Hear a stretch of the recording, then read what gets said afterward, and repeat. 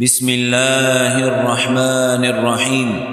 تبارك الذي بيده الملك وهو على كل شيء قدير، الذي خلق الموت والحياة ليبلوكم أيكم أحسن عملا وهو العزيز الغفور، الذي خلق 7 سماوات طباقا ما ترى في خلق الرحمن من تفاوت فارجع البصر هل ترى من فطور ثم ارجع البصر كرتين ينقلب إليك البصر خاسئا وهو حسير، ولقد زينا السماء الدنيا بمصابيح وجعلناها رجوما للشياطين وأعتدنا لهم عذاب السعير،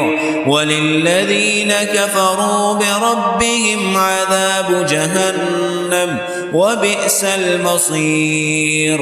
إذا ألقوا فيها سمعوا لها شهيقا وهي تفور تكاد تميز من الغيظ، كلما ألقي فيها فوج سألهم خزنتها ألم يأتكم نذير، قالوا بلى قد جاءنا نذير فكذبنا وقلنا ما نزل الله من شيء إن أنتم إلا في ضلال كبير، وقالوا لو كنا نسمع أو نعقل ما كنا في أصحاب السعير، فاعترفوا بذنبهم فسحقا لأصحاب السعير.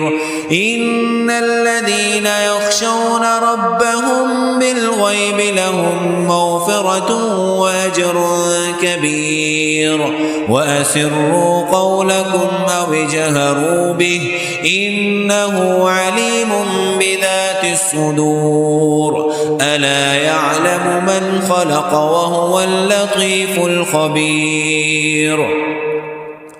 هو الذي جعل لكم الأرض ظلولا فامشوا في مناكبها وكلوا من رزقه وإليه النشور. أأمنتم من في السماء أن يخسف بكم الأرض فإذا هي تمور، أم أمنتم من في السماء أن يرسل عليكم حاصبا فستعلمون كيف نذير.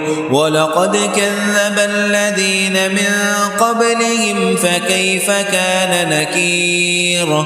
أولم يروا إلى الطير فوقهم صافات ويقبضن ما يمسكهن إلا الرحمن إنه بكل شيء بصير. أمن هذا الذي هو جند لكم ينصركم من دون الرحمن إن الكافرون إلا في غرور. أمن هذا الذي يرزقكم إن أمسك رزقه بل لجوا في عتو ونفور. أفمن يمشي مقبا على وجهه أهدى أمن يمشي سويا على صراط مستقيم. قل هو الذي أنشأكم وجعل لكم السمع والأبصار والأفئدة قليلا ما تشكرون.